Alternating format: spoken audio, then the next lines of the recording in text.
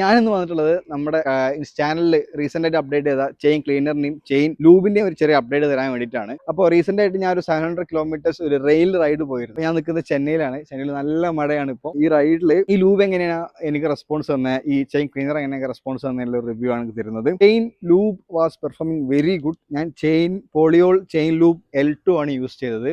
It is performing very really good.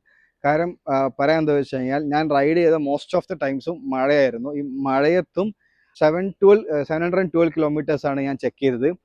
ആ ടൈമിലും chain dry ആയിട്ടേ ഇല്ല. നോർമലി നമ്മൾ ചെയിൻ ലൂബ് യൂസ് ചെയ്താൽ നിങ്ങൾക്കറിയാം, ഒരു 500 കിലോമീറ്റേഴ്സ് ആകുമ്പോൾ തന്നെ ആ ചെയിൻ എന്തായാലും ഡ്രൈ ആയി കഴിഞ്ഞിട്ടുണ്ടാവും. But this lube performing very really good.